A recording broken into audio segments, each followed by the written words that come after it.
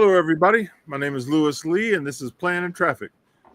We do this every Thursday night at 9 o'clock, so tell all your friends that we talk about anything with cars, anything that you put gas in, we talk about it. Got my man Ray from Motor Mouth Radio. What's up, Ray? Lewis, good to be here again. Another Yes, week. sir. More automotive content. I'm sure you got some good stories. I know you've been busy this week. Yeah. Me and the wife went on a motorcycle run 200 miles away. Good. So that was a nice run. First time on this bike on a long run. Rode real nice. I tell you what, we left Saturday and it wasn't a storm, but it was sprinkling, misty, cold. So if it was up to me, I would have went back in the house, but the wife told me I had to go. Oh, she's the tough one, huh? Yeah, because I don't like riding in the rain, man. Yeah. And I don't like my bike getting dirty. I don't like being wet. And, it just makes me, I'm not happy when I'm riding in the rain. The good thing is, since we've all moved up to kind of, bigger bikes and, with fairings and windshields and all, you get a lot less, you get less wet and you get beat up a little less, but yeah, it's still not the most comfortable. I'll tell you what, so probably the first 50 miles, I didn't have my heat on my grips and my seat. Oh, okay. And it was freezing. Yeah. So we stopped at the gas station and it's all digital, so I had to figure out where the on and off switch was. Right. So I got that on and it made a big difference. Oh, sure. Those heated grips, man, are amazing.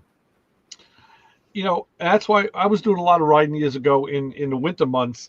I have heated grips, but they have a limitation. So that's why I went to the electric clothes and I bought the glove liners, heated glove liners to go under my gauntlet gloves. And now you really have those wires go right around the tops and bottoms of your fingers. Oh, really? That's the way to go. Yeah.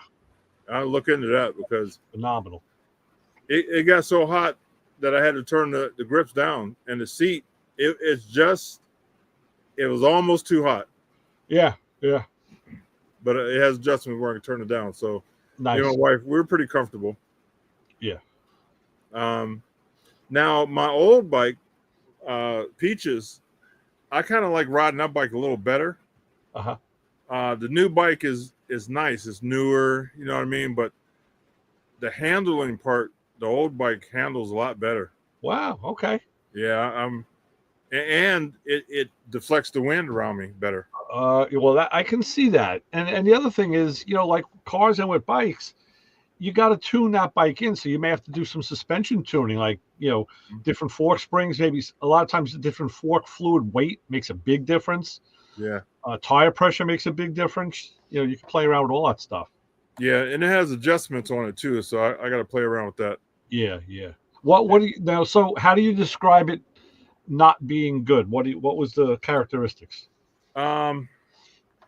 When I'm leaning into a curve, I gotta work it. I gotta push it into the curve. Okay.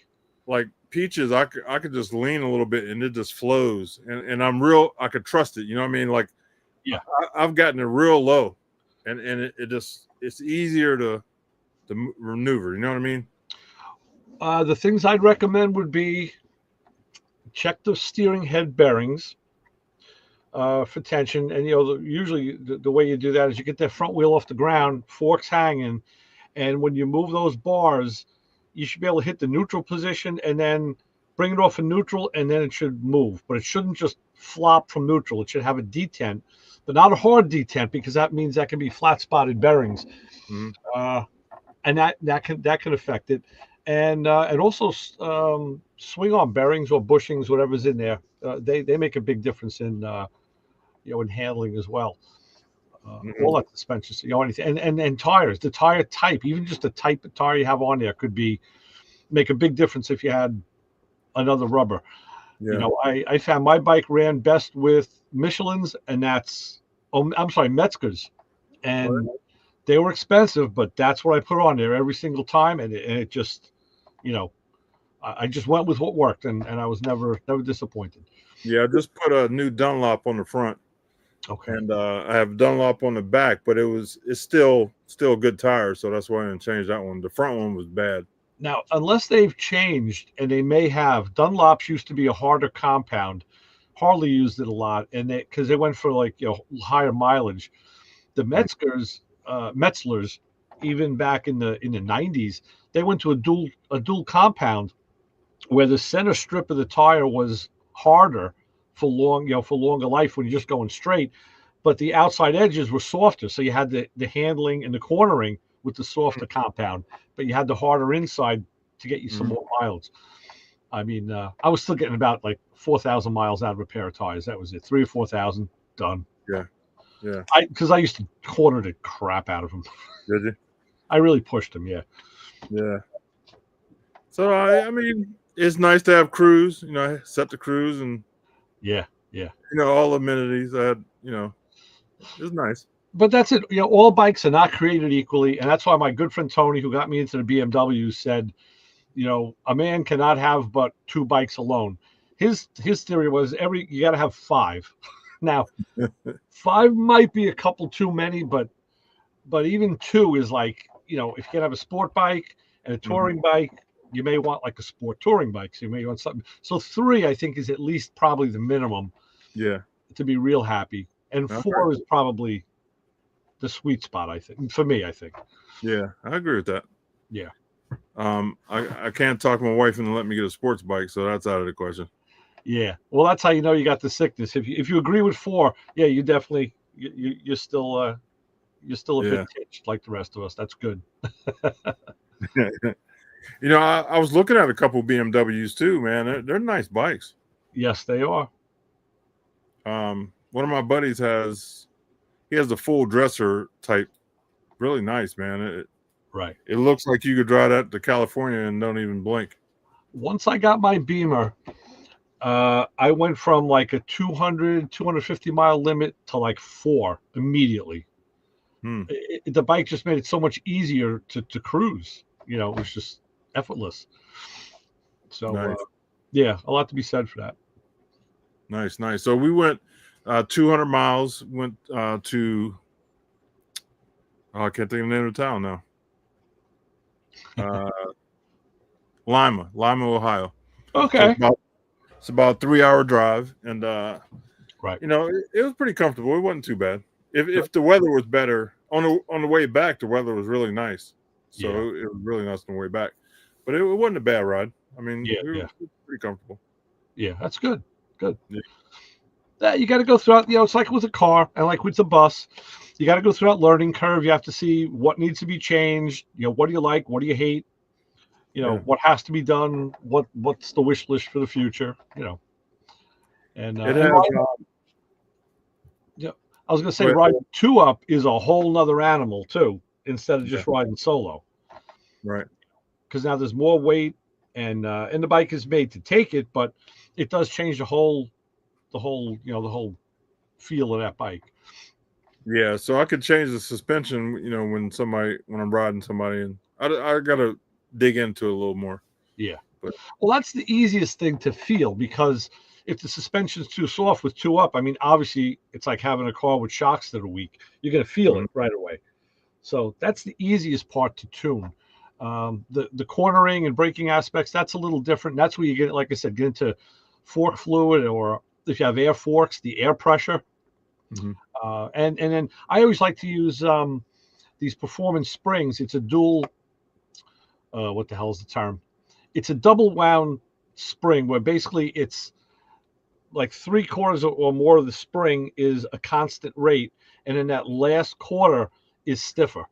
So it was I even did that in one of my cars. I have a dual rate spring in the car. And so it gave you normal suspension over most of your travel. But then if you hit the extreme, start to hit the limits of the travel, the spring will get stiffer, and and not have you lose control or bottom out. That's good. Yeah, I'm looking it up too. But I found, just by going from one weight of fork fluid to the next weight, either up or down, in a good tuned fork, like in my Beamer, I feel it immediately. I feel that difference immediately. Wow. I check the forums and see what the other guys are doing. You'll always find the serious riders, and they'll Usually they'll share their stuff, their Yeah, the information. guy that went across country. Yeah, those Yeah, guys. yeah. Yep. And So if they yeah, don't, I said if they don't, we'll go to their house and throw rotten tomatoes at it. right. Yeah. So that was our adventure for the weekend, and the Cool. rest of the time I've been working on the bus, knocking off little things that we wanted to finish or Right, right. fix or change. Yeah, So we're yeah. getting there. Work in progress, man. It's always a work in progress. Yeah, yeah. And I'm a little bougie, so I add extra work to myself. Yeah, a lot So of us do. Like, so what kind of stuff are you talking about? What are the extras? so my dashboard, I made a dashboard that has cup holders in it, uh, the power ports, the USB ports. Yeah. Um, I added a flat screen radio, which is Uh-huh. really nice. It's a single DIN, Uh, but it has a floating screen that comes out the front and it like plugs in. Comes out and goes up. Well, it don't come out, but it like plugs into the front of Oh, the I know what you mean. Right, right, single right, DIN. But it's a 10-inch screen and has all the goodies on it. I got to run my cameras. right. I have the bird's eye view camera system. Oh, Um, cool. so I got to figure out how I'm gonna get the wires ran because I already put my walls and ceiling up. Yeah, yeah, So I got to do some snaking, I think. And once I get yeah. that done, then I get all my cameras on. So it's gonna be, gonna be nice. Or it's like in a house. Sometimes you can run it along the wall and the ceiling, and then use like a hollow molding over it. You know. That's what I was thinking. I might do that. Yeah. Yep. See, that's the thing. I thought of that when you were going through the build process on the bus. Um, Not that I necessarily expected, but my first thought was like, there's going to be something once it's all together. And it's Mhm. like, it would have been so much easier to do it when the walls were open, just like a house, you know? Yeah. And, Well, I kind of did. I ran two cables to the back for cameras, and they're up to the front. uh-huh. But then I bought this bird's eye view thing, and I got to put two cameras in the middle of the bus on the sides. Yeah, yeah, yeah. So that's where I didn't think I was going to do that. So Right. that's where I got messed up. But I do have cables running to the back for two At cameras least you back don't have to there. go halfway. Yep. It's So not easier. too bad. And then I got to run a wire to the front into the dash for the front camera, which that'll be easy. Right, right. Just naggy stuff. You know what I mean? Yeah, yeah, yeah. Yep. I know. I bought my wife for Christmas. I bought her a dash cam for her car, Mhm. and I said, of course, it comes with installation, and now is the time I should be out there doing it. But of course, sticking the camera up is the easy part. Running the wires down, and I like to keep everything hidden. Yeah. That's the hard part, and I just haven't committed to it yet. Yep. Yep. Yeah, oh, man. So other than that, our next move is solar panels. I've been I put on the chat today. I'm looking for brackets to hold the rails that holds the solar panels. Right, right, You mount the brackets to the roof of the bus, and then you put the rails on. right, But right. the brackets that they sell are 90 degrees, Oh, and the bus roof curves, so you either have to bend them or you have to make your own brackets, or do a couple different things. oh, okay. So a lot of the bus guys are doing different stuff, and Tyler mentioned using door hinges, and it just Okay. clicked in my head that worked perfect because it has the hinge already. Great I can idea. bolt it to it. So I think I'm going to get the weldable hinges Uh-huh. and then drill my holes where I need them and paint them and put them up. Sure, sounds great. You can even buy them Yeah. like galvanized or finished, like nickel finish, so they don't rust. Mhm. Yeah. Well, what I need is I have to drill the holes in different spots. Okay. So I was thinking getting the weld bracket or the weld hinges, and I can put the holes exactly where I need them, Yeah. and then I guess just paint them Right. Right. because Right. they don't sell those in stainless because they're too heavy duty. Right. Right. It'd be ideal if I could find them in stainless, but the Yeah. stainless, they have holes already in it, and then they're not where I need them. You know what I Yeah. mean? And you don't want to be drilling that. That's Yeah. Yeah.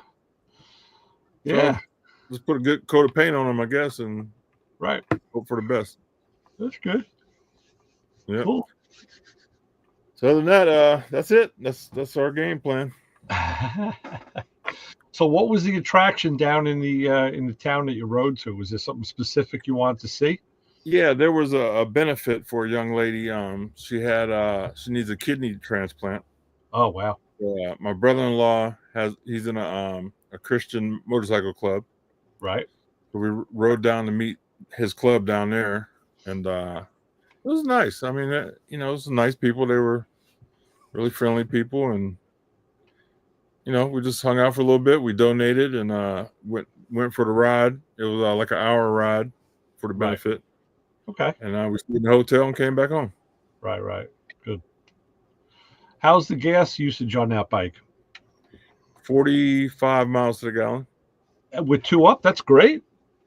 Yeah, it has a pretty big tank on it too. Yeah. I'm trying to think of what I put in it.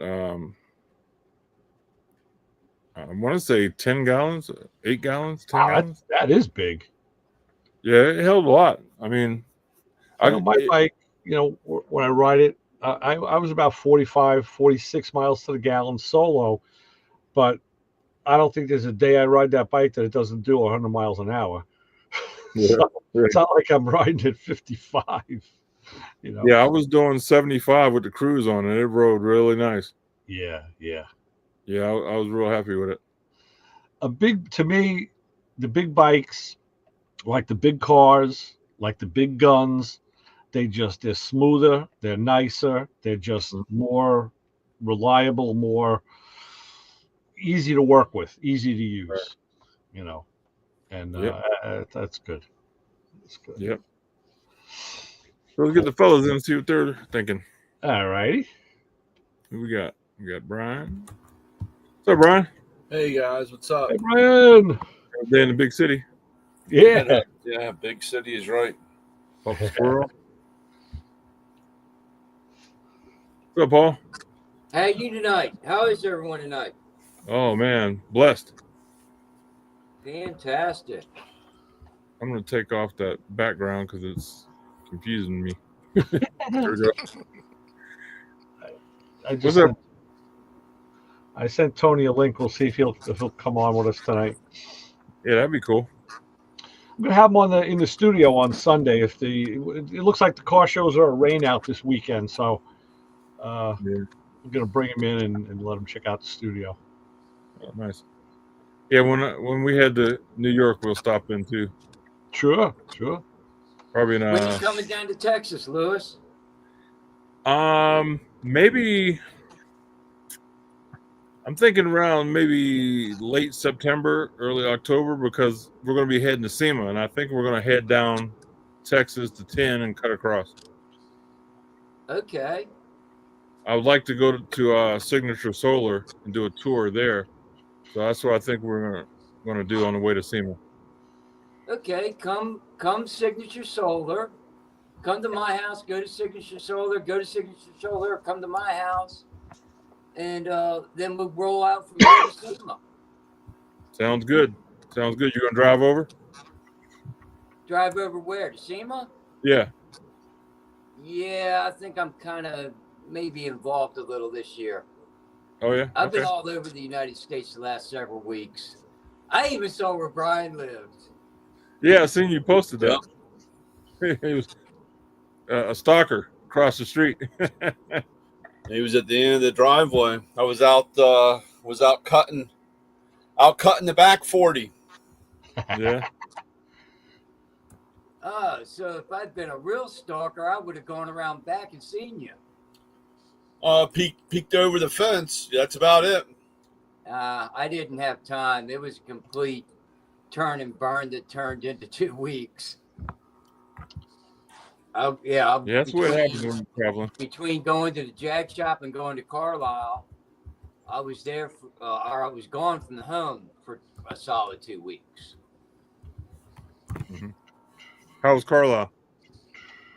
For me, it wasn't bad at all. I was only there Tuesday to help the guys in Texas set up. Mhm. I went early up, worked at the Jag shop, got everything accomplished, went from there up to Carlisle, met the guys from Texas, helped them set up. Following day, I turned around and came back to Texas a couple of days ahead of them. But what I saw, it was pretty busy and packed. But Saturday there was rain, so it killed it Saturday. Mhm. But Yeah. apparently it was a pretty good turnout this year.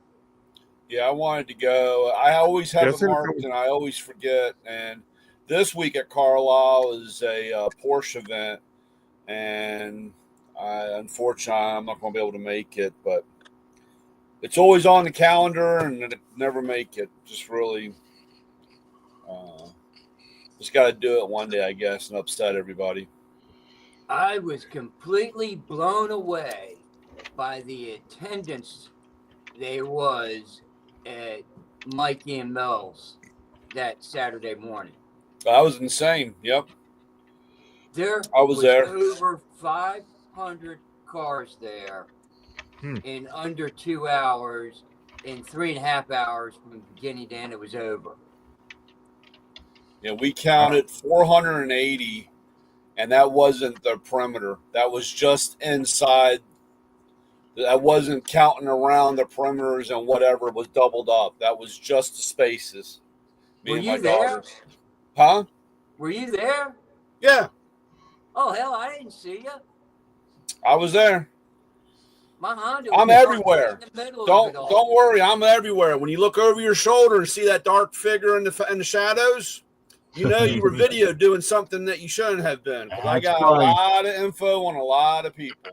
There we go. Nice. Yep, I was there. So That was insane. they had that Mercedes, that 6x6. They had that. G-Wagon. Yeah, they had that 6x6 thing. They had the. It was sponsored by the Lambo Club, so there was like 65 Lambos there. There was a lot of money there. Paulo, I'm walking down the aisle and Paulo taps me on my shoulder, and I turn around and go, "Hey, how you doing?" And we hug each other. He said, "What are you doing in town?" I said, "Well, you remember the '58 Jag you sold?" And he goes, "Yeah." I said, "Well, that's why I'm here. Its new owner asked for some work to be done, and it's going through Greg. So Greg got me up there. So I'm talking to Paulo. He goes, "Did you see my new car?" I said, "Which one?" "On the end." I said, "No way." He goes, "Yeah, I broke down and bought it." I'm like, it's $1 million car. What was it? Some weird, special, newer Lamborghini. Have no clue, but it's one of like two, and signed by the race car driver that endorsed it or whatever. Huh. With some special one-off wheels. And I understand I'm very bad at not taking pictures of vehicles. I'm very bad at it. But there was a older, I don't know what year. It was on the end. It was a like a Ford sedan, like a 29 chop sedan, a rat rod type thing. And the only thing I took a picture of, because he said that he had set his security, and he had a big old rat trap sitting in the driver's seat. Yeah. There it is. And it had a little red blinking light. The arm for the trap is blocking it, but he'd put a battery underneath it with a red little light here, and it said "keep out." And he had the rat trap. He said he set the car alarm and was ready. Yeah, he's out of Northern Virginia, and he was parked by the Studebaker, Yeah. the LS Studebaker. He's also out of Northern Virginia. His name is Veek. I can't remember the other guy's name. But they recognized me before I even saw them or their cars. And I'm like, they're like, "What are you doing in town?" I'm like, "Well, I'm here." I saw a lot of people there that I hadn't seen in years. It was insane. And then it was boom and gone. No trouble, no cops. Yeah. Yeah, they don't mess around. Well, that's always a good play. I mean, that's a good show, and it's quick and easy. And most people are pretty respective of what was supposed to be going on. To have that many cars, that many people, and it wasn't just the automotive enthusiast owners. There was a lot of spectators, onlookers as well. And no trouble, no cops, no stupidity at all that I saw. It was amazing. Yeah. It's always a good thing to have an event where no problems. I'll tell you that.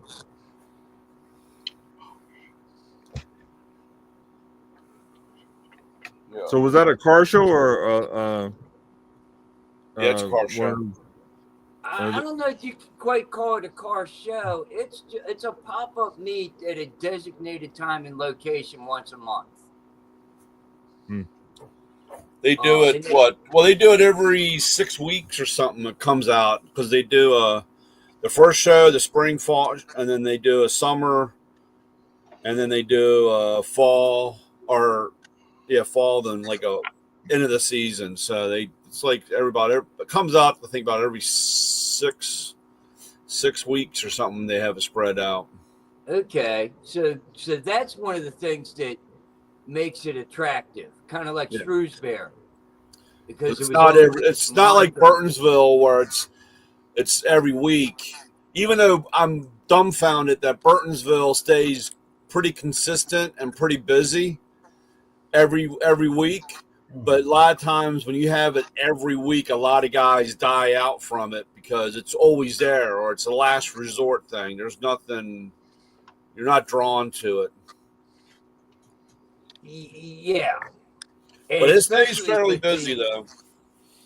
With the evolution of that parking lot over the last 30 years, last 45 years, because that used to be a Friday, Saturday night hangout. Oh, yeah. For street racing. Yeah. Oh, it's gone through a huge cycle. I mean, it's gone through a big change. And like I said, I remember, like you said, Friday nights. And I remember when it went Friday night and then somebody says, hey, let's do this Sunday. And everybody had that weird look on their face. And it was like, we were just here and it still showed up. So. Well, we figured out that the roads were more empty and you could have a lot more fun with your car on a Sunday morning with less cops around and less chance of getting in trouble than you did on a Saturday night. Well, it was so much. Plus, we ran into the problem like what Ray was talking about. You got so many places that were starting to have stuff that you were spending 15 minutes one place driving all the way across the county to go someplace else. It started getting kind of jammed up for a while because you remember back in the day from Aspen Hill, and then they tried to do that out in Laytonsville. And, like I said, you were running all over the place. And you were lucky if your car made it. That was another big part, too. Hey, guys, I'll be right back. Sorry, I'll be right back. I got to go kill a spider. My wife is screaming. Oh. All right, Lewis. One shot. I'll be right One back. shot, Lewis. One shot with a 9. Don't worry. Yeah, I'll get it. and get the spackle bucket out. That was old. I mean, like I said, then you had, even when you had Odington and what was the other one? Oh, Dorsey Road Diner. Yeah. And then you got crazy at the right time of the evening when you all went down to V Street to do some stuff, or out by Hagerstown. What was that Francis Scott Meat Mall or whatever? Yep. Dude, and then run out by the East Alcoa aluminum plant. Yeah. And run on a piece of highway out there that it was like 3/4 of a mile long, big and wide for the trucks. And now that my father is floating around up there looking down on me, now his question was answered. Because he would say, how in the world could you put 375 miles on the car and never left the state of Maryland? Never left Oh, the that was state. easy to do. And this was the way we did it, because we went to everywhere and every place. And if I was rocking the 43 raw horsepower VW diesel Rabbit, or I was rocking the old man's 4-door Buick LeSabre, we put some miles, a lot of miles on those cars. Wow, that's great. Yeah. All right. But yeah, those were, like I said, he would get in. Of course, my old man and his gas mileage, I'd put a kink in his platform real quick, because That's the 5 you get every night. I just thought I was being nice, topping up the fuel afterwards. 14 during the day. That was your pill. I'm not the ones I give you. So I don't give you apple. So why'd you have a bottle of them? Nah, those were some good times back in the All right. 80s and You 90s. got rid of them? And yeah, a lot has changed, but that's always been a hangout. It's always had diehard people. I mean, you have one of these posters, don't you?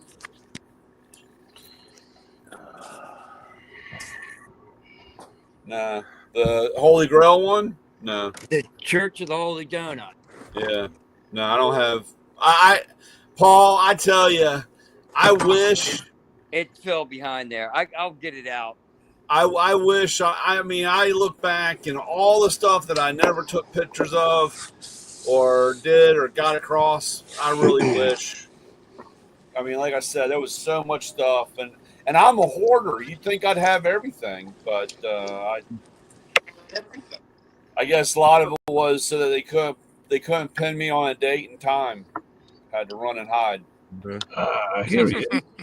Hey, we have a special guest, Tony. What's up, Tony? Nice. Yeah, how you doing, Tony? Hey, how's it going, guys? You made What's it. up? Oh man, sitting There here you go. watching the game. Just got home about an hour ago. All right. Yeah. So, you guys, I introduced you to Tony through a story last week, and I know you probably didn't think there was anybody who was that big of a lunatic, but there is. Here he is, man, the street legend. Where'd you're a fast rider? Yeah. Oh man. So not only that, but Tony's a car builder. He does he do repair for people, but he builds some really bitchin' cars of his own. Tell us a little bit about your stuff, Tony. Tell these guys what you've engineered.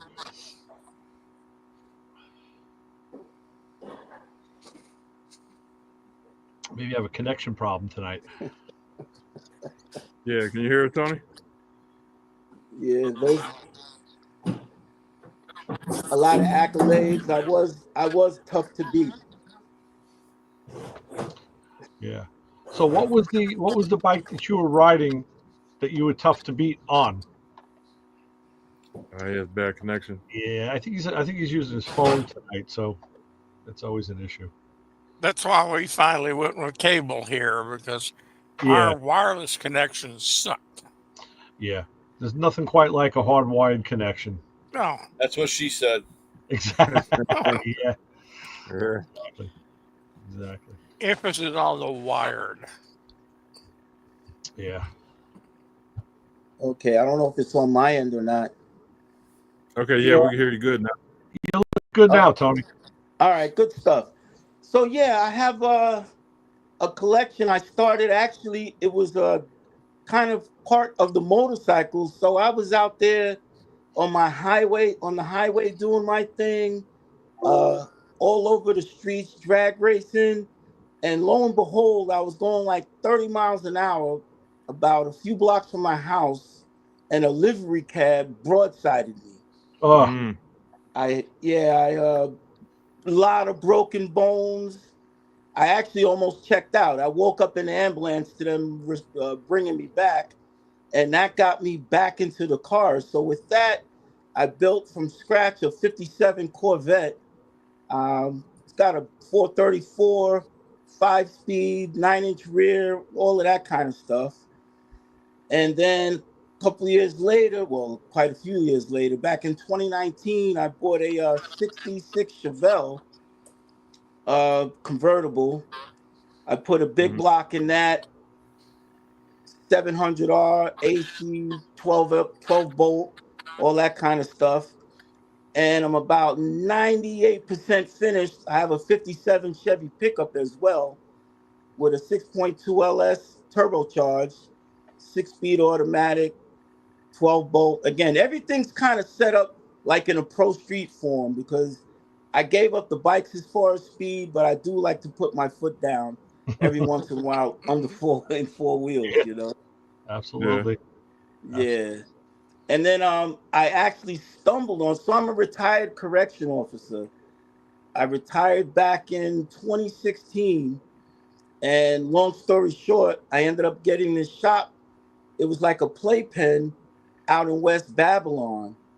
So in 2021, good friend of mine, Ray knows him, Stan, from the Corvette Society, he's the president of the club. He goes, listen, my boss's partner has a 72 Vet that he needs work done. So I went to the guy's house. The dash was out, and it's a nice car. It's a big block air car, but it basically needed a body on restoration. Everything had to be done, and I did it. So people who saw the car before, he would come out afterwards and they were like, holy smokes, you did that car? And I've been busy ever since, you know? Yeah. He does some real nice work. Beautiful stuff. Thank you, man. Thank you. Yeah. Well, that's it. You know, Tony, you know, we all tend to gravitate towards people that kind of do the same thing or do it the way we do it. And as soon as I was at your shop and saw your stuff, I was like, yeah, I'm at home here. This guy, he knows his stuff. And you know, and you want to be part of that. You want to, because now I want to talk to you and I want to see, you know, now you get that exchange of ideas. And, you know, like we're all of the same mind. Well, we haven't finished, we're not done learning yet, you know, so there's still more to go. And when you think that way, everything is open. You know, the guys that figure they've done it all and they're finished, yeah, they are done. You know, that's it. No, it's a never-ending story. I appreciate the compliment too. I really do. I really do. I take pride in what I do. Actually, I had a guy come to my shop today, and one of many where they want me to do something. So he basically wanted me to take a motor out of a Malibu he bought and put it in his 69 Camaro. So I told him I only do things one way. And because it's a reputation when you're out there with the car, oh, who did it? Oh, this guy did it. It's got to look nice. It's got to be done right, you know? If not, then I told him, don't hesitate, take it to somebody else, you know? Yeah, like you said, Tony, that's the hardest thing for some people. And, you know, when it really depends on where you're at in your life, you know, as, you know, where you're not, you know, you have the guys, because I see it all the time. I'm a Maco distributor. I sell tools and go to all these different shops. And it's funny because, you know, I come across a lot of shops that are really, really good in what they work on or what they do. And of course, they get desperate and they take something that they shouldn't touch. Yeah. And then it just turns into, you know, a big ball of spaghetti that they've gotten themselves in trouble. And then all of a sudden, like you said, because it's really easy, really quick to have somebody just to trash you. Yeah. And it's hard to come. And of course, you know, I always give credit because there's a few guys that I know, they're like, nope, sorry, timeout. This is the way it's done. If you don't like it, you just go right on down the street. Exactly. And I know they get a little bit of a grumble, you know, from that there, but in the long run, it really pays off. And it's really hard because unfortunately, a lot of people are just, you know, are either the money and it gets them in trouble. It's kind of like buying, you know, that something's cheap and you still buy 2 or 3 of them because you think they're going to work. And the next thing you know, you end up buying, you got to go buy the good stuff, or you got to go spend the money to redo it. And the cost, it's never cheap when you got to redo it the second time around. And that's another point I was going to make. About a good 25 to 30% of what I do are from other shops' mess ups. Yeah. You know, they went and spent a ton of money, and like I'll meet people at the show, and they look at what I did or look at some other stuff, or other people will point out things that are wrong with their car, or their car's not running right. There's something going on, and come to find out, they just, oh yeah, I went to so and so's and they worked on it, and not a disaster, but it's not right.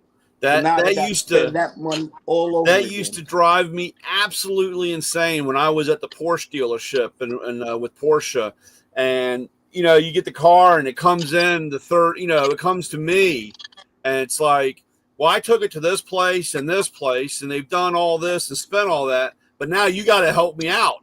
And I'm like, no, sorry, dude, this is what it's going to cost you. And they're like, well, I've already spent all this money. And I said, well, remember when you first came here and we gave you that estimate and you said that was too much, but you went and spent the money elsewhere twice now, and now you want it fixed.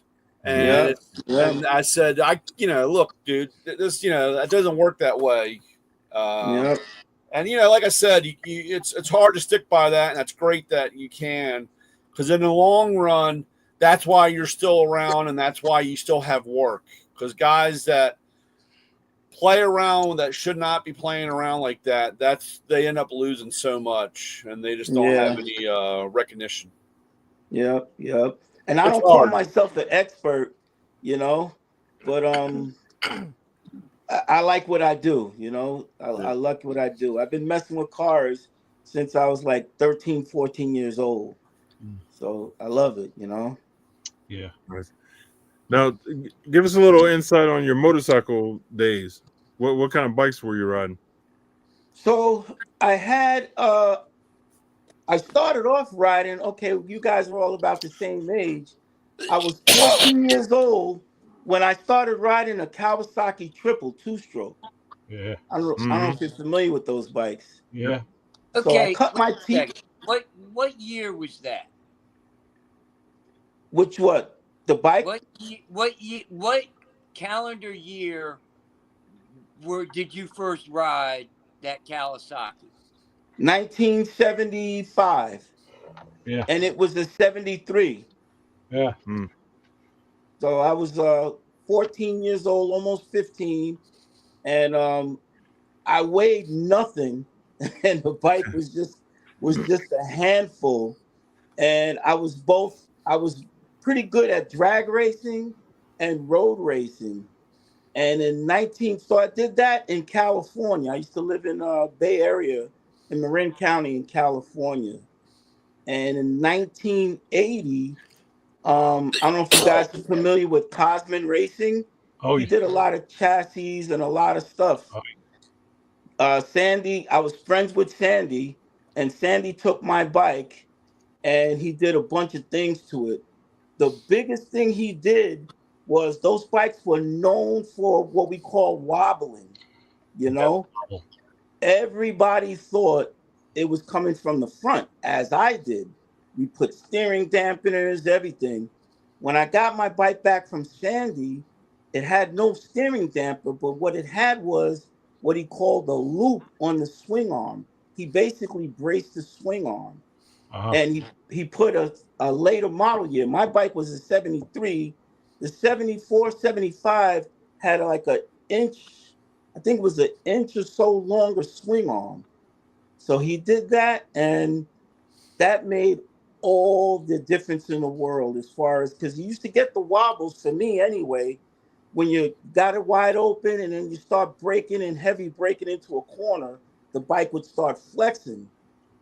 After I got it back from Sandy, and he put an 18-inch front wheel on it, so made it turn a lot better. I got it back, and I'd get off the gas, hit his brakes. I had his front brake set up, and the bike was like a rock. So I started my teeth there, and then in the mid actually in the 90s, I went to Suzuki. I got the GSXR 1100. I raced that for a few years. And then when the Hayabusa came out, I got a Busa that came out in 99.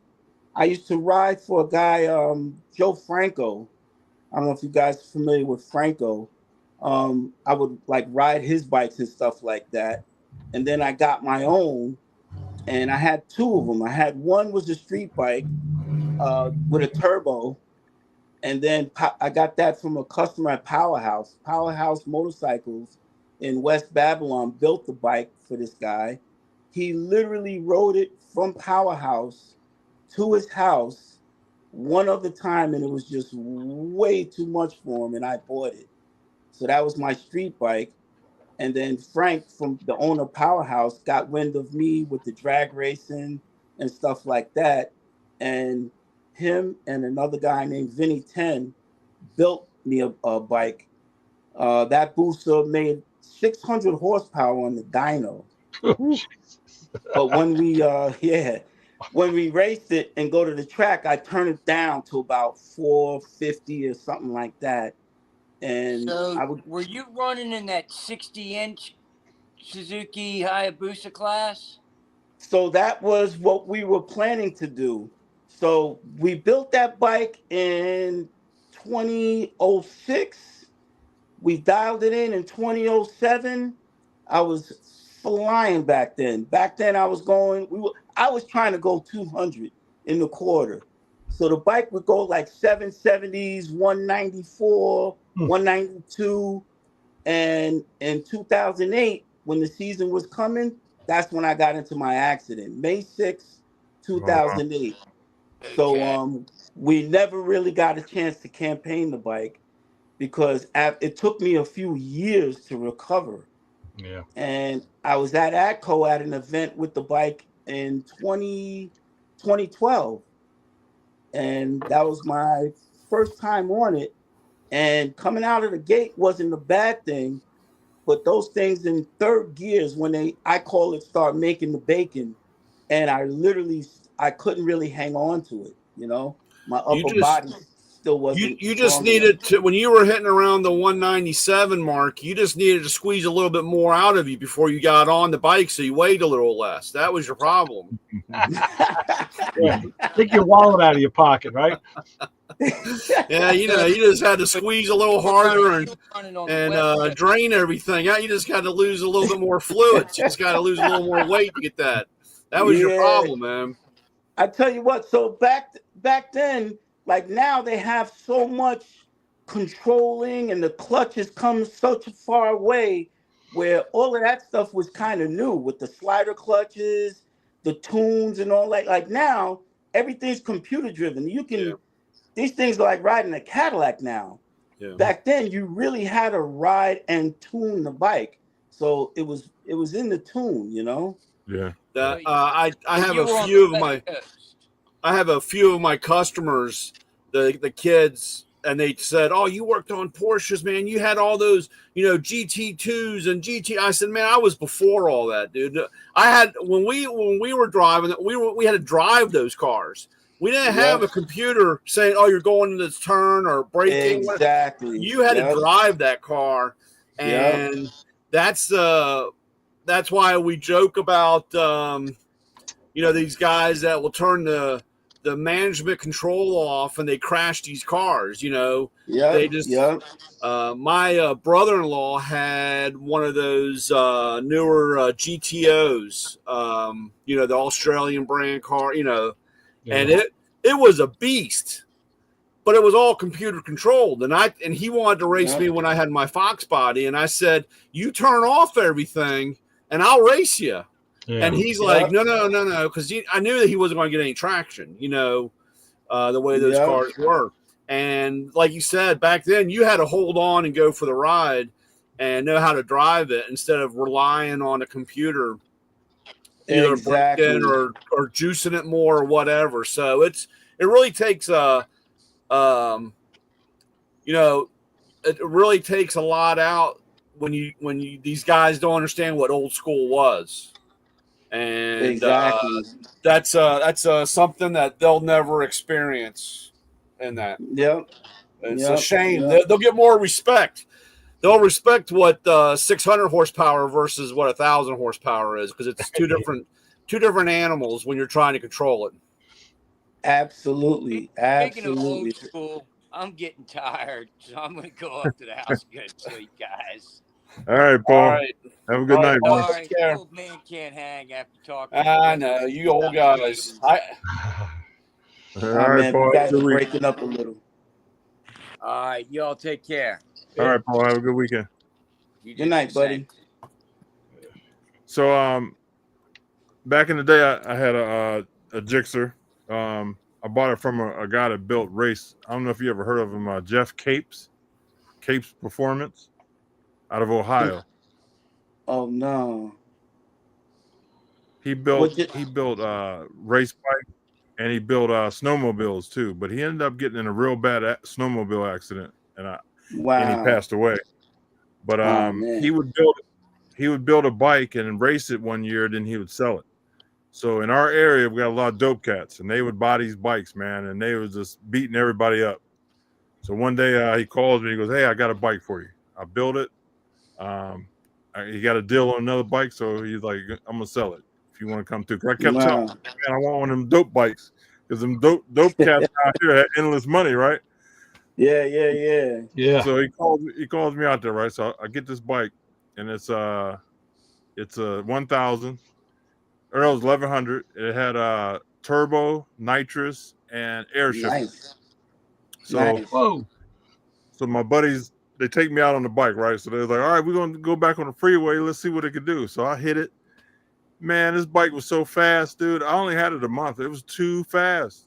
It was just crazy. And Wow. I never got the bottle filled, and just the turbo and the air shifter was it was crazy. I could feel myself sliding off the back. Yeah, you definitely got to hold on, man. You need one of those When Corbin you feel that- gunfighting seat, so it just gives you a back, keep you, Oh keep you- man, those bikes are crazy fast from the factory, and then this dude then tweaked it. You know what I mean? Yep. Yeah, I Yep, used to so do my share of highway riding too. I had a 2005 GSXR 1000, and I got I used to do a lot of highway stuff with that. I got it set up for road racing. We set the sag, the this, to that. That's another thing a lot of people don't do, is they don't know how to go fast. It's not about just getting something, jumping on it, and going fast.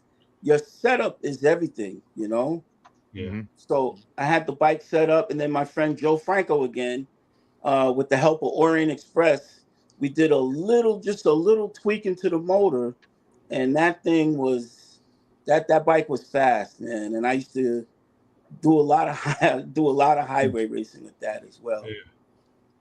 Yeah. Yeah, well, we all fall into that mistake, because I did the same thing with my Mustang here at first, because I thought, it had to be all motor. And you go out there, and all I did was twist the car all up, and, then when you started working on it and getting it, and then you were able to get that power to the ground, then you go into your next step. That, like I said, we all do it. Of course, I love back then when bigger was always better, supposedly. And you put the biggest thing on and and you wondered why you had 10 more problems, And there were, like you said, there were good guys, or there were a few guys that knew the right combination. I had a couple buddies that were really good with that. They would say, well, this is what you need to do. And of course, you give them the old one eye squint thing, like, what you talking about. And, they were right, because they had the whole insight, and then you had the idiot like me that was, I'll just add more nitrous, and, of course I was always on the highlight reel. I mean, I blew a lot of shit up, and I've told these guys before, You know, I didn't have a girlfriend in high school because I smelled like 90 weight because I was either putting a rear or a trans in the car. You know what I'm saying? So, I mean, you know, like I said, it's a live and learn, and hopefully you understand that. And when you get later on, and that's why, like, of course, I give a lot of my younger guys a hard time because I always tell them they're missing 4 cylinders, you know, with their motor and so forth. But, you know, when you hear them and you're saying, hey, dude, you know, this is where you need to look at, sometimes they can take that with respect. And that's unfortunately a lot of OG guys. Sometimes people think that we're just too old, and that technology still has to be there before the computer. The computer makes it easier, but, you know, you still need the same inputs. Yep. So Absolutely, man. Absolutely. Yeah. Absolutely. But yeah, that's kind of my, you know, story in a nutshell right there. You know, I have a lot of memories, man. That's great. Now, Well, were yeah. you on a bike when you got hit, or in a car? No, He's I on a was on bike. my bike. I was Yeah. on my bike, actually doing somebody a favor. But anyway, yeah, I was on my bike, and for whatever reason, I looked down, and I was on my Gixxer 1000, and it's a digital readout speedo. I was going 34 miles an hour, and I was yeah. And earlier that day, so again, the battle for the highway is A, having the right setup, and B, knowing the road. Mm-hmm. So a couple of weeks prior to that, I was going upstate where they do a lot of racing on Route 9, whatever the case may be. Oh It yeah. was on a Nice. Tuesday. Yeah, I was off that day. Yeah. So earlier in the day, I said, you know what? There's a couple of turns I'm not familiar with. So I went up there just to, you know, familiarize myself. Then I come home, and later on, I'm going to, like I said, doing somebody a favor. I look down, I was going 34 coming down the street, and it was traffic coming at me where the guy could make a turn to get on the highway. So the cab came out, he stopped, he let me go through. I don't know what was on this guy's mind, but I just saw the car just lunge at me, and it hit me, and that was it. He kept on going. It was a hit and run. Oh, wow. He hit me, and I came off the bike. I remember saying to myself, that hurt. As I was flying in the air, Yeah. Yeah. and I passed out, and the people say I hit a tree. So he Oh. hit me, then I hit a tree. So he did me dirty. He did Wow. me dirty. Did You you ever know, do the? Damn lucky you're still around. Well, yeah. Did you ever do the Katona Midnight Run, Tony? Say that one more time. You were breaking up. Did you ever do the Katona Midnight Run up in Katona, New York? So the Katona. So is that coming down? Because before I came to Rikers Island, I used to work in Sing Sing, Oh shit. and I'm flying down the Springbrook Parkway onto what does the Spring connect to? I used to take the Spring to the Cross County. Okay. Cross County comes across. You can come to the Hutch. Yeah. So I don't know if that's the same run, but there was a couple of guys because there was a bike shop up there. What was it called? Hudson Valley Cycles, Okay. and they actually sponsored one of these road guys. I forget his name, and I bought my boosters from them. I bought my first booster from them, and my another one. And I used to wear a Simpson helmet. It was a Model 30 helmet, like the Darth Vader type. Yeah. And I remember going to them. Now I was just a regular guy, but I had the bike for a while, and I changed the tires again. I set it up, you know. And then I come to them. I'm like, you know what? I need a helmet because when I'm on the bike going down and I'm about 160, 170, the wind is coming in my eyes. You're like, you're going what? On where? Yeah. Yeah. Down. About 170, and the wind is like somebody's blowing in my eyes. Right. So Right. they started telling me about certain spots, and these guys would be waiting for us to get off of work, and we'd Yeah. have fun going home, man. All right. I just found it. I wasn't sure where I had it, and now I did find it. Oh shit. Yeah. He said he was doing 170. Yeah. Look, Yeah, I get nervous. Well, when I was younger, I do, maybe I think my high is 155, somewhere in there. But now, when I get over 70, man, I get nervous. I start slowing down. My body just don't let me do it. It's not your body, it's your brain. You finally got one. Yep. Yep. All That's right, about so it. I'll show you Tony's other piece of work Oh, here. How's wow. that? Woo. That's beautiful. That's Oh, sweet. thank you. Love the teal. It's a beautiful color combination. Let's see. I used to be able to. Oh no, these are all the other cars. Hey, that's my car. Here it is. Oh, yeah. Look at There's that. the money shot. Yeah, Gorgeous. that's beautiful. Beautiful work. It Thank is. you. I can't see it, but thank you. Okay. Yeah, it's not just the outside and the inside of your Corvette, Tony. Oh, okay. Thank you. I had a picture from that Yeah. before we met up at that the pizza night last year. That Corvette was a big part of my rehab. So when that cab hit me, I was done with motorcycles. Because the doctors had said, like, okay, so that guy hit me. I broke my hip in 2 places. I broke my back. Like this arm can go up. All of this tore, shattered my knee, and messed up my foot. So I said, I'm done with bikes, and I always wanted a 57 Corvette. Long story short, that car, I don't know if Ray has a picture. I got to give you a picture. When I first got it, it was a shell. And that was the big part of my rehab, was getting that car up and going. And I made it back to work. They said you wasn't going to make it back to work. And I have a little limp. I walk a little funny. I always did anyway. But that car is what got me going, man. Nice. That's good. You just call it the side street shuffle. That's all. Yeah. Say that again. You just call it the side street shuffle. You don't have a limp. You just have a side street shuffle. Yeah. That's your pimp stroll. That's Yeah, it. there you go. Right. With that teal and the white interior, I bet you look really good with the white hat with the pink feather in it too, driving down the street. Be like that episode of Kramer on Friends. Oh no, Yeah. Seinfeld, when he was all pimped out. That's what you need when you're driving that. You need to match the 57 pickup and all that stuff to the same color platform, color wise. I love that teal and white. All Tony's stuff is different. That's the thing. You know, Yeah, you got to have a little variety, you know. Yeah, yeah. But we leave that to the women. The cars, they can stay the same. Yeah. Wow, good stuff, man. Good stuff. So, yeah, next time I come on, I'm gonna have to because I know the Wi-Fi connection is bad in here. So I'll probably go like to my girlfriend's house or maybe even the shop, and I'll talk there, and it'll be a little bit better. Because I don't know if I'm coming through good with you. You're solid now, like going in and out.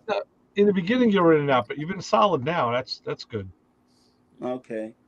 Yeah, and you're always welcome to come on. I tell everybody that this is like a guy community, or not a guy, just a community of car enthusiasts.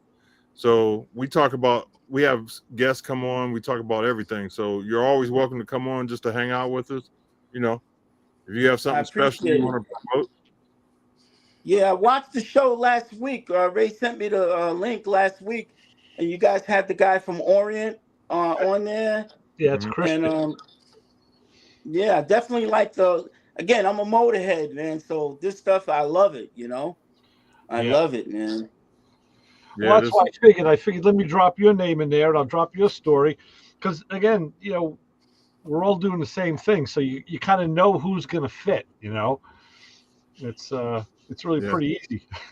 And if you're on Facebook, we have a chat that we all talk to each other. If we need prayers or help with something, we go to the Facebook chat and put in stuff or help people out, or they help us out. Stuff, man. Yeah, it's a pretty nice community. Yeah. Yeah. Well, hopefully I can add to it. Again, I have a saying, I'm not the sharpest knife in the drawer, but I'm damn sure not the dullest, So if I can help it all with that too, right? I would love it, man. And That's see, It's okay, Tony, because we're like that drill bit set. We're all dull. Don't worry, but we make it interesting at the end. Don't worry, man. yeah, get it done. Get You it don't done. have to overextend yourself. It's okay, man. Just save 1 or 2 holes for us, and we're all right. Not a problem, man. Not a problem. I want to drop in too that the Corvette Society, the club that Tony is in, I got a feeling Stan counts me as a member too, even though I don't have a Corvette. But that club is so unique. It by name, it's a Corvette Society, but they don't do things the normal way. It's not your normal Corvette club. They kind of Stan keeps it real. He knows what's real. He knows he doesn't fall for any bullshit, is what it is. Yep. And even with the car shows, he supports the right ones. The grassroots stuff. Again, the guys who are doing the right thing for the right reason, and that's why I love that club, because they guys will help each other out. There's no real platitudes. I mean, I don't know all the guys in the club, but the ones I do know, and I'm good friends with a couple of them, they're there for the right reason. So again, you should have good group of guys, man, for sure. Yeah, life is too short to waste it on wasteful stuff, and right.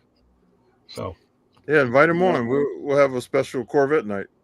Yeah. What I like about your car is you drive it. Mm. I hate cars that people build and they don't drive. Yeah. I didn't hear what he said. He said the thing he likes about your car is that you drive it. If I drive them? No, that the thing he likes about it is that you do drive them. You do. And this internet is bad. Okay. Your video is great. Yeah, you don't have a trailer queen. No trailer queens. I have a saying. You ever see my car in a trailer, please call the police because somebody stole them. No. Yeah. I've been to Lake George in the Vet twice. Go down to Ocean City, the Chevelle, the Vet's been there. Go down to Maryland. I'm all over the place in these cars, man. Nice. Definitely. Nice. Definitely. Keep your eyes open, Brian. Yeah, if you're in Maryland, that's where I'm at. I'm in the D.C. area. Okay, yeah, I go to Bud's Creek. That used to be my home track. Oh, yeah. Yep. Bud's Creek. That used to be my home track. So when they've had a couple of those bike meets there, and what was that? 2 years ago, not last summer, the summer before last, I drove the Vet down there. I said, you know what? It's a Saturday. I'm not doing nothing. I jumped in the Vet and went down there and watched the bikes race. Yeah. Bud's Creek, and I don't know. Back in my day, it was Capitol Raceway. Yeah. They had 75 and 80. They had right 75 and 80. And what was the other one up right there in Pennsylvania? Maple Grove. Maple Grove, but there was one other, Cecil County. Oh, Cecil County was another. That's the one you had to watch out for because they had the chickens running across at the end. So every once in a while, you had a chicken dinner if you got down too far. Got a couple chickens, but that was back in the day. But like I said, that's my area, and like I said, ran around a lot down there. There's it's like you said, a lot of history. So, Brian, today I had a buddy of mine come over to the house. He works for Verizon, and he had installed an internet setup upstairs in the apartment years ago. And I asked him if he could do me a favor and come over and take it out because now my daughter's going up there. She doesn't need it. And he got to talking. He watches this show occasionally, and he listens to the radio show on Sunday. And your name came up, Macroman, because we're talking tools. So your name comes up. And so I flipped it. I showed him your picture. He goes, man, he's a big dude. I'm like, yeah, he is. I said, and he says, the best thing I like about him is when he goes to Harbor Freight and catches the skips. That is a fan favorite. So I showed him a picture of your Mustang. He goes like, holy shit, that car is gorgeous. He says, I thought he had a Fox body. I said, well, he did. I said, but that's gone. This was the keeper. So, because Glenn was a Fox body guy too. Yeah. Uh, I wish I had my I had 3 of them at one time. So I wish I'd kept. I tell you, man, things we do, but we keep moving on. Yeah. You know, and some guys have that insight to keep certain cars. Like I've had stuff and now they're the car, and you know, back then it was just like, oh, it was a get around. Now some guys know what to keep. Well, my convertible, I was hit head on. And the convertible was totaled, and that was gone. And I had my 89 for years and years and years and years, and it sat out front. And I'd go out and cause trouble in the middle of the night up and down the street, and it sat. And it was just, why do we have this? We need to get rid of it. Why do we have? And it just sat there. And one day I sold it, and like I said, I found the car. I know where it is. I'm just not allowed to go back into Florida because I told the wife I got the spare key. I'm stealing it because the guy did the same thing to me what I did to him. Because you know, this kid came by monthly asking if the car was for sale, and I said, you know, slammed the door in his face and told him to get out.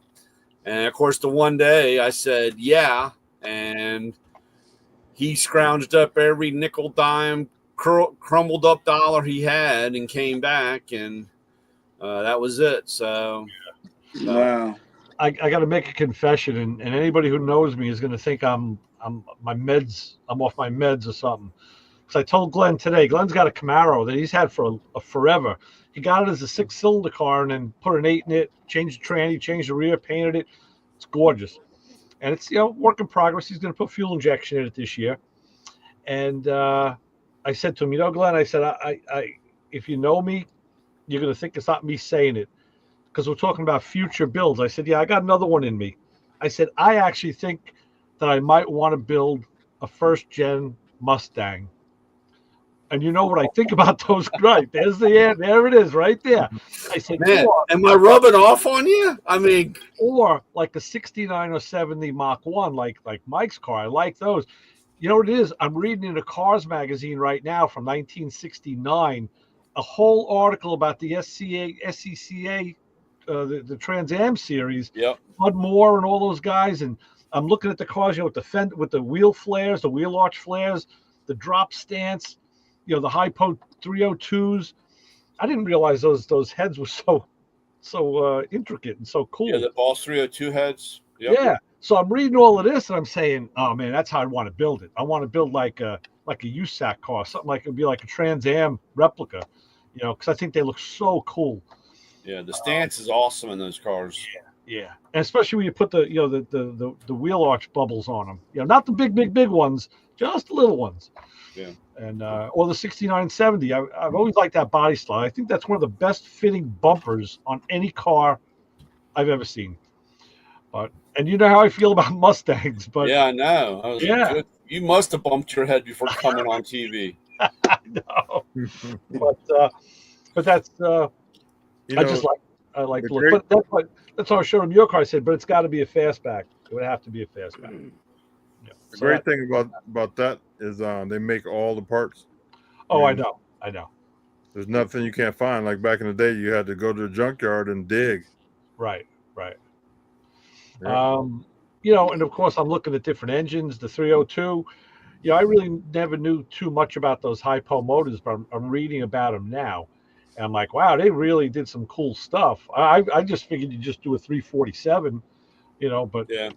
You don't have to. You know, you can do like a 302. Then again, you know, with solid lifters and, you know, a solid lifted cam, you really are shifting your RPM range a little bit. Oh, yeah. Well, like I said, I wasn't Mr. RPM for nothing. Right. You have to be. Yeah. And then Guys, again, the connection's really bad. I'm going to come on again next week at a different location because I guess, like I said, on your end, I guess it's good. On mine, the audio's like really in and out. So I want to be really good part of the conversation and be able to respond. So I appreciate you guys having me on, man. All you gotta Awesome, do, Tony. Awesome, man. Take oh, care. now just go to the YouTube channel and you can watch it and you can see how clear your picture was. Okay. You can watch because it goes up. It goes up on YouTube after we end. So, and You then said I could watch it on YouTube? Yeah. yeah.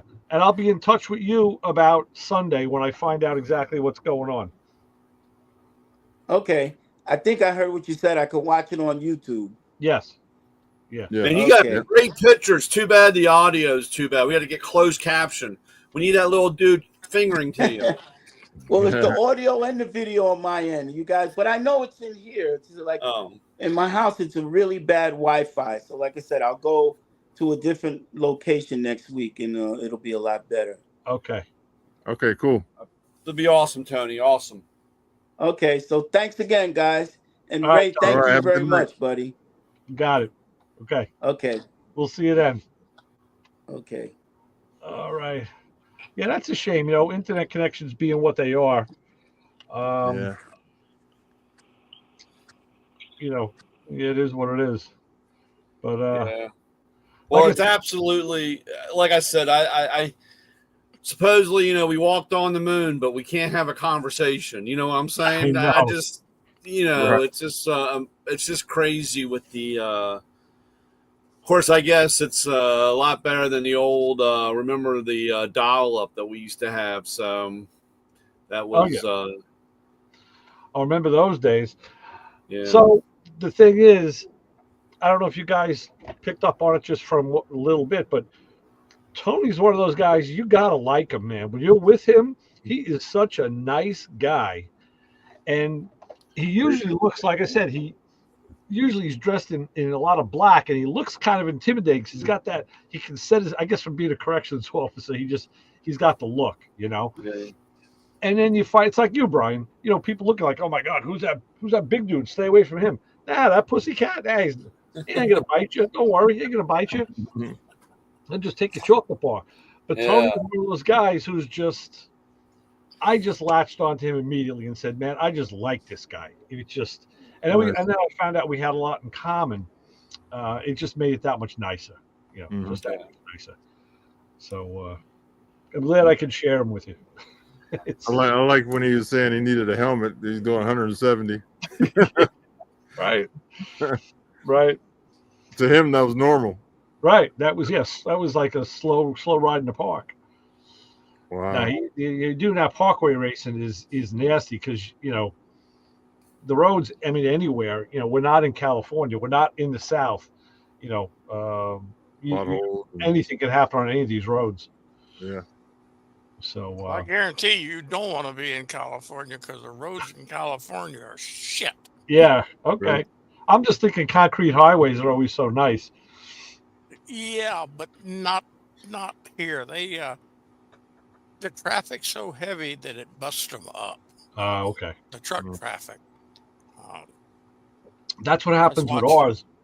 All the highways are not concrete. Some of them are asphalt, and they get so rutted from the trucks. Yeah. You gotta. It's tough. It's tough. Well, yeah, because that was like I had a asphalt driveway, and I was really surprised that when I had gotten the tool truck, parking the tool truck on it and driving up and down the driveway, it took literally 15 years and the driveway just started falling apart. Oh, wow. And so I said, okay, well, it's time to get a new driveway. And I called up the guy that did asphalt, and he came out and he's like, he's looking, and of course, we have the Excursion, we have the F-350, we got the tool truck, and he's like, man, you don't got nothing light around here, right? And I was like, no, this is it. And he goes, well, I would really recommend concrete, because he said, if I lay an asphalt driveway down here, he said in 5 years it's going to be destroyed. And I said, well, this driveway lasted 15. He goes, that was hardened asphalt. Asphalt cures. It takes, it takes years for it to cure. Right. and be hard. He goes, that probably sat for 10 years before you had anything on it, and that's why that lasted longer. He goes, if they come out, he goes, it's just like what they do out here on the roads. They come out, they scrape it all up, they lay it, and 2 years down the road, it's all gully because it never cures. Yeah. And he said, you need to go with concrete, because he says you'll be calling me in 5 years saying, why did the driveway fall apart? And even when the concrete guy came out, he's like, dude, you guys got a lot of heavy shit here. He said, concrete he goes, it's ongoing. It's always curing. He said, that's why when you get to old concrete, it's really hard to bust up. When you get to 30, 40-year-old concrete, I mean, you're giving a workout because that stuff is continuing curing and getting hard.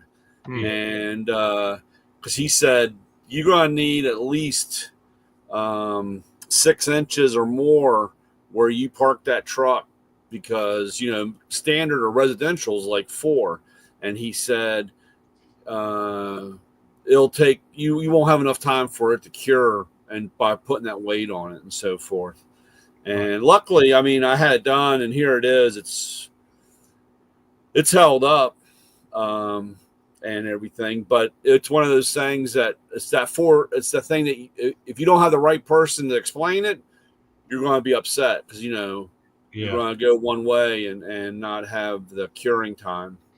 And that's what drives me crazy, because we had a road that we used to drag race on. It was they had cut it. The county had just cut it in, and it was just a straight line in between that and going to the dump where we lived. And that ended up, because it was just a straight line. That was our line. But about 6-7 months down the road, because of all the trucks running on it, it got the big old gullies in it, and they were constantly tearing up and repaving that, and never understood why until later on. That's just because that asphalt never cured. Right. But it was always cleaned up and straightened out, and that was one hell of a ride. Good place to run, but the only problem is you were kind of trapped in there, because it was one way in, one way out. There was no in between, so they just sit and wait for you. Right. Passing out tickets, huh? Yeah, that was you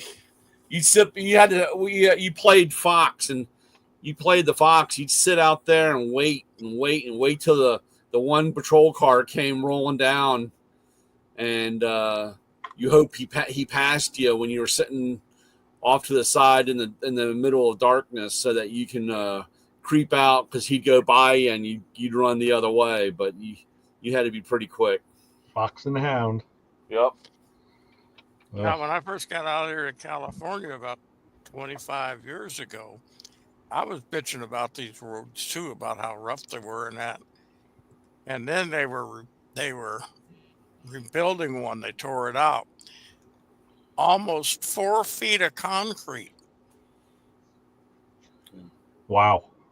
It was. I'm looking at this going, son of a. And it's starting to. The I-5, the trucks are just phenomenal. They've got so many trucks running over.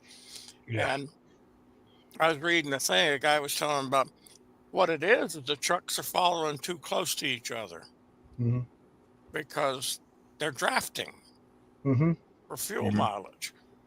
But that doesn't give the road a chance to relax, to come back from being pressed down. Oh, okay.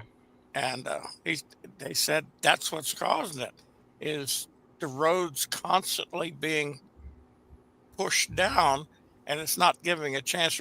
If you had a standard distance like you're supposed to have between trucks, the roads would last longer. But hey, you're paying about a mile. They ain't gonna go slower than normal. Yeah. And oh well. But it sure is nice when they finish it, because oh God, it's nice. Oh yeah. While they're building it.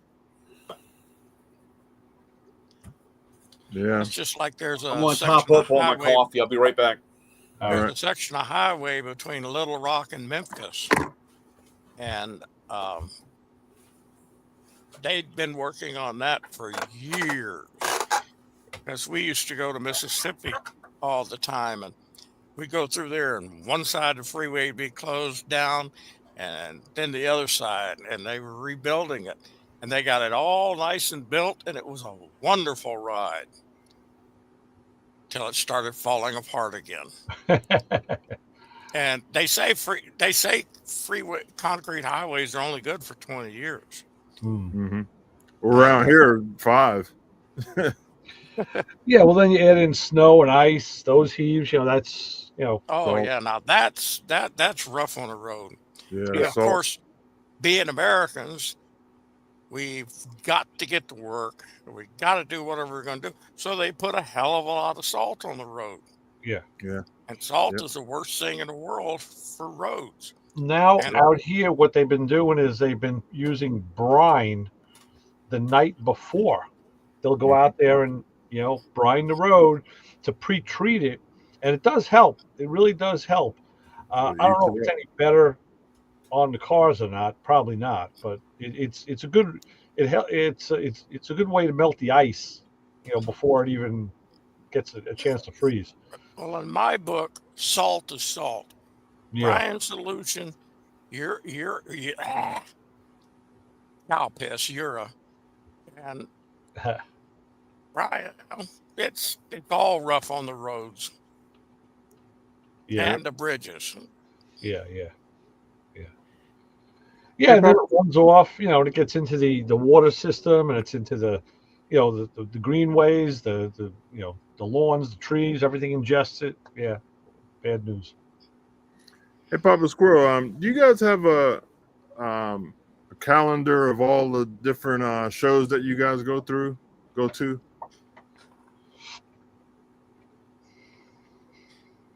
I'm going to have to ask my wife because she's the one that's been keeping track of this.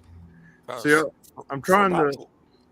I'll ask her and I've forgotten since the last time I talked to you because I went through a period there where I literally was losing my mind.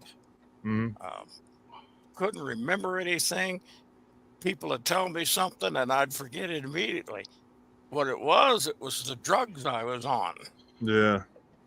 The doctors had me on a bunch of drugs, and one of them had gotten me so bad that I was passing out at random. Yeah. I wasn't even allowed to drive because, when you go pass out behind a wheel, that's a little rough. Not good. Yeah. Especially when you hit somebody. Yeah. And then they found out what it was, and they got me off of it. And I finally got my license back. Oh, nice. Good. They never took it away from me officially.